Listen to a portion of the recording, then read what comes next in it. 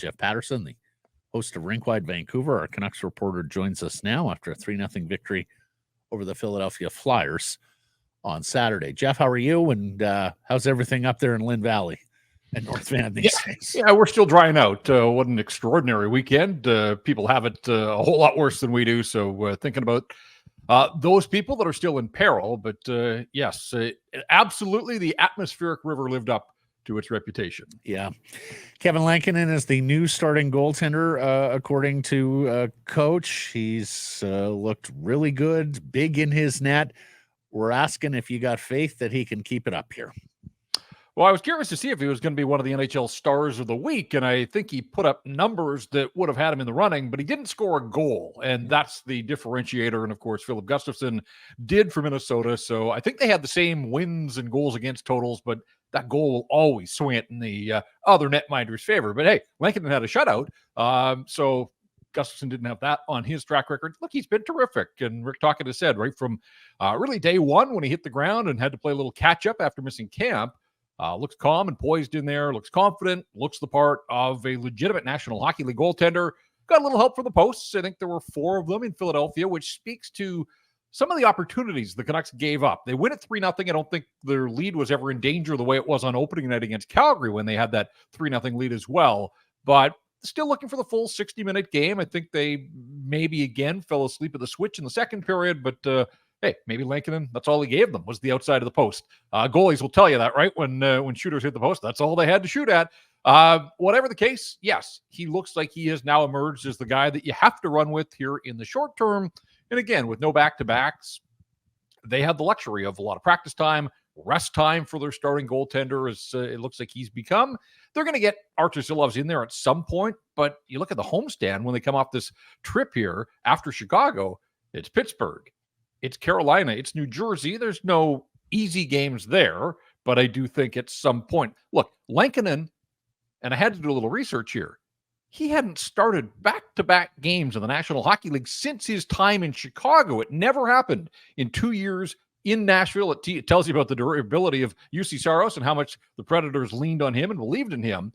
But, yeah, you got to go back early in his career. And so let's not get ahead of ourselves in terms of this guy being a workhorse and being an every single night out goaltender. He has been a backup, and he's been a really good backup. Now he's getting an opportunity, and it looks like he's running with it. The Canucks had a good night in possession, but they still got outchanced, out high-danger chanced, and out-expected in terms of goals at even strength against the Flyers. So defensively, you know, they're still susceptible here. They're getting great goaltending, and that is always the what you want as your last defense here. But do you see any signs of improvement just defensively for this team? I think Erik Brannstrom has looked pretty good in his 2 games so far. Like, I want to see more of that. And I'm curious what happens when Derek Forbort rejoins the hockey club. Doesn't sound like it's going to happen in time for the game in Chicago. They've probably told him to, take the time he needs and rejoin the team on the homestand here. So I think we'll get another look at Brannstrom. I'd be surprised if there are significant changes to the lineup. I'm sure we'll talk about JT Miller. But on the back end, I think you're looking at the same 6. And I think Vincent Desharnais looked like he settled in a little bit playing alongside Brannstrom there the other night. So Quinn Hughes is Quinn Hughes. He's going to play, and he's going to play a ton in all situations. You know that. And we're still trying to figure out where the rest of this falls to create the optimal defense core. I don't think Carson Soucy's had a great start to the season. He's usually just quietly goes about his business, but there have been a few too many miscues and missed assignments there. And at 5-on-5, guys, the Canucks they've only scored 9 5-on-5 goals here 5 games into the season. So less than 2 per game. In fact, the game in Philly the other night was the first time this year that they have scored more than 2 5-on-5 goals in a hockey game. So they capitalized on their opportunities. Kiefer Sherwood scoring a second after a faceoff. Those types of things don't happen all that often, but they did the other night. And that's why I said they got up 3-0. I didn't think it was a full 60-minute game, but I also didn't ever really feel, because it was the Flyers on the other side, didn't feel like that 3-0 lead was ever in danger. JT Miller, he's not at practice. They're calling it a maintenance day. He took just the 2 draws after looking in some deal of discomfort after the opening faceoff. What's your concern level with JT Miller here, Jeff? Yeah, anytime a guy like JT Miller looks a little banged up, I mean, we know what he means to this team, and in all situations, didn't look hurt in overtime the other night in Florida. And then the first shift of the game, whatever happened there. But yeah, there was concern then. And certainly the fact that he only took takes the opening face off of the game and then one more, as you mentioned. So enough there from the hockey club's perspective that they just didn't want to put him in a position where whatever it is that's ailing him, I suppose, could be inflamed. I do wonder, does this go back to whatever it was that kept him out of all those early preseason games? Or does this go back to the Kevin Rooney hit? Like, did he sustain some sort of structural damage? Again, he hadn't missed any time to that point, but that was a big hit on opening night. And you just wonder, we still don't know what it was that plagued him through the preseason. He's a gamer. He's going to play. He's been durable, wants to play and wants to play a lot, but it's early in the season and it's the Chicago Blackhawks tomorrow night. They don't play again until Saturday. Like, if he can't play, or it's the prudent play to sit him down for a game, short-term pain for long-term gain, I think you have to go down that path if you're the Vancouver Canucks. But JT missing practices, that doesn't happen very often. That tells you that it's more than just he woke up, with a stiff neck on the wrong side of the bed. The Rooney, that's his right side. This is his left, so maybe not there. I mean, it's just so odd to see him reflexively get injured on that opening faceoff. It was just a startling scene, and yet the fact that he comes back to at least play the game leads you to believe they don't think it'll be exacerbated. So it sounds like it's a pain maintenance issue. Or nobody was taking JT Miller out of that game. You're right, Blake. And I'm spitballing, and I hate to even do that. But we saw on the opening faceoff in Florida 2 games earlier, he had all that therapeutic tape on the back of his neck. Like, it may not be a left side, right side thing. It could be a neck. Right. Who knows at this point? And I'm just trying to connect dots here and sort of, again, we know that he wasn't 100% in training camp, and that was all for precautionary reasons, and it made sense in the big picture. But he skated through all that. Like, he wasn't taking days off. He was practicing when he wasn't playing. So who knows what's going on there? All I know is they need this guy. 103 points. We know what he means to the Vancouver Canucks and how much ice time he logs. And so, again, it is to see him celebrate after scoring the overtime winner. That was the last time we had seen him prior to the opening faceoff on Saturday, and 9 seconds in, he's got to go down the tunnel and miss a shift or two before he comes back, but he didn't look himself when he got back in that hockey game. Is the line chemistry looking any better for you in the top 6? I think I saw some small steps, and again, every move that Elias Paterson makes is under this massive microscope right now.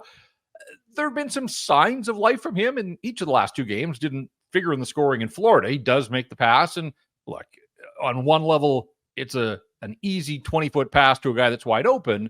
But when you're fighting it, like, maybe the instinct would just be to blast it as hard as you could and get rid of the puck. So you want to see him be a playmaker. Let's not carve the guy for making the right play on that goal. But he needs so much more. There has to be so much more there from Elias Paterson, and even away from the puck. Like, I think back to when he was at the heights of the heights and the top of his game, and the comparisons to a young Pavel Datsyuk, and it was because he was so furious on the back check and both ends of the ice. I'm still not seeing that away from the puck from Elias Paterson.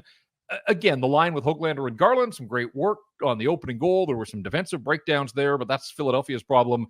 Canucks could only do what they did, and ultimately, great work by Garland to get the puck to Paterson over to Höglander and into the back of the net. So I want to see more of DeBrusk with Miller and Besser, but of course that means that Miller has to play. And then from there, Kiefer Sherwood's all of a sudden emerged and is on quite the roll. 10 hits the other night in Florida and backs it up with 9 the other night. Leads the NHL in hits right now. But the goal as well, penalty killing dude, like, he's off to a really nice start. And so is Teddy Blueger, who won that draw cleanly back to Sherwood. So, we're seeing some depth. We're seeing some balance. I wrote about it at Canucks Army. Who would have thought in the early going that the likes of Blueger and Sherwood and Sprong and Garland would have outscored Paterson, Miller, Besser, and DeBrusk to this point? Of course, Paterson and DeBrusk still looking for their first goals of the season.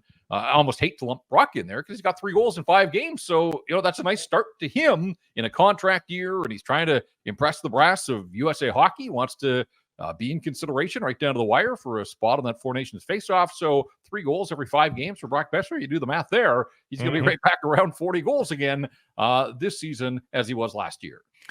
Tyler Myers celebrates his milestone 1,000th game by leading the team in ice time, and a nifty between the legs pass for the Besser goal. I think, the week that was for Tyler Myers, Jeff, where he leaves the game a week ago Friday and people go, uh-oh, and then has the sort of game that he has on Saturday. The value of Tyler Myers to this team is still pretty high.